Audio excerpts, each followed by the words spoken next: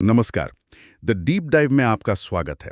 आज हम भारत में बाढ़ प्रबंधन की काफ़ी जटिल जो ये समस्या है, इस पर गहराई से बात करेंगे।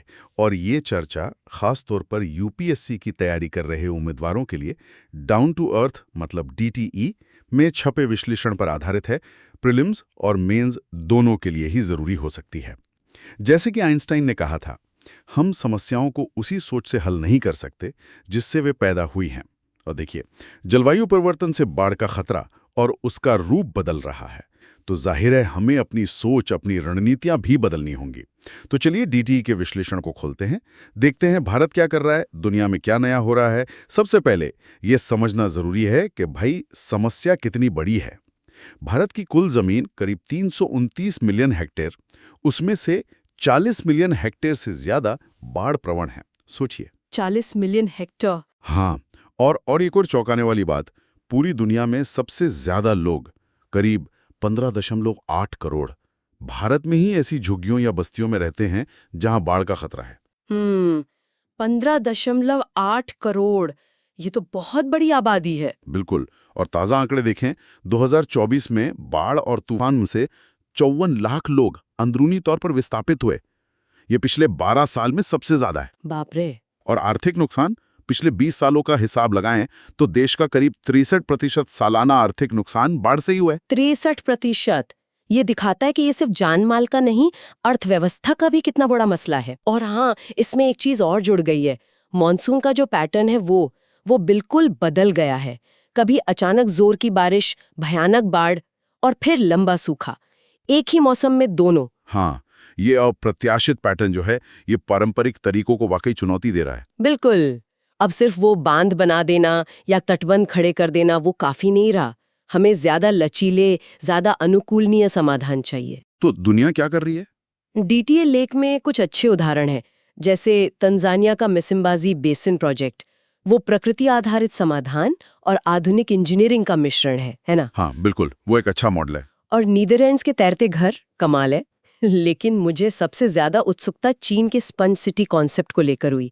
ये क्या है असल में? हाँ, स्पंज सिटी, ये बहुत ही दिलचस्प कॉन्सेप्ट है। इसका मूल विचार ये है कि शहर को ही एक तरह का स्पंज बना दिया जाए। स्पंज मतलब ऐसा है कि वो बारिश के पानी को सोख ले, उसे जमा करे और फिर धीरे धीरे छोड़े। इसके लिए वो पारगम में फुटपाथ बनाते हैं, हरी छतें, रेन गार्डन और शहर के अंदर ही वेटलैंड्स यानी आर्द्रभूमि विकसित करते हैं। अच्छा। इससे न सिर्फ बाढ़ रुकती है, बल्कि ग्राउंड वाटर रिचार्ज होता है, पानी की क्वालिटी सुधरती है और शहर भी ठंडा रहता है। ये प्रकृति के साथ काम करना है, उसके खिलाफ नहीं। ये तो वाकई बहुत बढ़िया सोच है। और टेक्सास में एआई और सैटेलाइट का इस्तेमाल हो रहा है बाढ़ पूर्वानुमान के लिए। हाँ, तकनीक की भूमिका तो बढ़ी रही है। तो अगर इन सब वैश्विक उदाहरणों को देखें तो एक पैटर्न दिखता है: इनोवेशन, प्रकृति पर आधारित समाधान और तकनीक का इस्तेमाल। बिल्कुल, सिर्फ रिएक्ट करने के बजाय प्रोएक्टिव होने की सोच। अच्छा, अब भारत पर आते हैं। यहाँ बाढ़ नियंत्रण मुख्य रूप से राज्यों का विषय है, केंद्र की भूमिका सलाहकार की है। तो हमारी मुख्य रणनीतियां क्या हैं? देखिए, भारत में हम दो तरह के उपायों पर ज्यादा जोर देते हैं। एक तो है संरचनात्मक उपाय, इंजीनियरिंग वाले, जैसे नदियों को जोड़ने की वो बड़ी योजना एनपीपी, फिर जलाशय बनाना, तटबंध बनाना, नदियों को गहरा करना, चौड़ा करना, जिसे चैनलाइजेशन कहते हैं, ड्रेजिंग, डीसिल्टिंग वगैरह, और बाढ़ के पानी को कहीं और मोड़ देना। ये तो पारंपरिक तरीके हुए। हाँ, ये पारंपरिक हैं, पानी के बहाव को कंट्रोल करने की कोशिश। और दूसरे उपाय? दूसरे हैं गैर संरचनात्मक, और आजकल ये ज्यादा महत्वपूर्ण होते जा रहे हैं। इसमें सबसे पहले तो है बाढ़ का पूर्वानुमान और चेतावनी। ये काम केंद्रीय जल आयोग CWC करता है। ओके। फिर है फ्लड प्लेन जोनिंग, मतलब बाढ़ संभावित इलाकों में कहाँ क्या बनेगा क्या नहीं, इसे रेगुलेट करना ताकि नुकसान कम हो। सही है, ये बहुत जरूरी है। और फ्लड प्रूफिंग, यानी घरों को, बस्तियों को ऊंचा बनाना या ऐसा डिजाइन करना कि वो बाढ़ झेल सकें। तो चुनौती इन दोनों के बीच संतुलन बनाने की है, संरचनात्मक और गैर संरचनात्मक। बिल्कुल सही संतुलन, और फिर उसे जमीन पर ठीक से लागू करना, यही असली चुनौती है। तो यूपीएससी उम्मीदवारों के लिए डीटीए विश्लेषण से क्या खास बातें निकलती हैं? कुछ कीवर्ड्स बताए गए हैं जो मेंस में काम आ सकते हैं।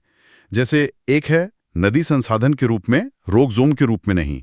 इसका क्या मतलब हुआ? इसका मतलब है कि हम नदियों को सिर्फ बाढ़ लाने वाली एक आफत न समझें। वो एक कीमती इकोसिस्टम है, एक संसाधन है। ये सोच हमें सिर्फ दीवारें खड़ी करने से आगे ले जाती है। नदी का स्वास्थ्य, उसका कैचमेंट एरिया, उसकी इकोलॉजी, इन सब पर ध्यान देना। अच्छा। दूसरा कीवर्ड है पूर्वानुमान से पूर्व चेतावनी तक। हाँ। मतलब सिर्फ ये बता देना कि बाढ़ आ सकती है काफी नहीं है। एआई, सैटेलाइट जैसी तकनीक से सटीक, समय पर चेतावनी लोगों तक पहुंचे और वो कार्रवाई के लिए तैयार हों, ये जरूरी है। ठीक है। और लचीलापन ही नया विकास है। और समुदाय केंद्र में लचीलापन ही नया विकास है, इसका मतलब है कि हमारा इंफ्रास्ट्रक्चर, हमारा डेवलपमेंट मॉडल ऐसा हो जो बाढ़, सूखा जैसे झटके झेल सके, टिकाऊ हो। और समुदाय केंद्र में मतलब जो लोग बाढ़ से सबसे ज्यादा प्रभावित होते हैं, जो वहां रहते हैं, उनको प्लानिंग से लेकर अमल करने तक हर चीज में शामिल करना। उनका ज्ञान, उनकी जरूरतें सब जरूरी हैं। समझ गया। तो संक्षेप में कहें तो डीटी विश्लेषण कहता है कि भारत को बाढ़ से निपटने के लिए 3F चाहिए: फोरकास्टिंग, फाइनेंसिंग और फ्रंटलाइन प्रिपेयर्डनेस। हाँ, बेहतर पूर्वानुमान, पर्याप्त पैसा और जमीनी स्तर पर तैयारी। और लक्ष्य होना चाहिए कि बाढ़ आने के बाद मदद पहुंचाने से ज्यादा जोर बाढ़ के जोखिम को पहले ही कम करने पर हो। Proactive risk reduction. बिल्कुल सही। रिएक्टिव से प्रोएक्टिव मोड में जाना। और आखिर में एक बात सोचने वाली है, रणनीतियां तो हैं, योजनाएं भी हैं, पर असल परीक्षा होती है इनको जमीन पर उतारने की। भारत जैसे इतने बड़े और विविध देश में अलग-अलग सरकारी विभागों में तालमेल बिठाना और समुदायों को सही मायने में भागीदार बनाना ये आसान नहीं है। असली चुनौती यहीं पर है। ये एक महत्वपूर्ण बिंदु है, इस पर जरूर सोचिएगा। हमें उम्मीद है कि डीटीए के विश्लेषण पर आधारित ये गहरी चर्चा आपके लिए जानकारीपूर्ण रही होगी, खासकर यूपीएससी की तैयारी कर रहे साथियों के लिए।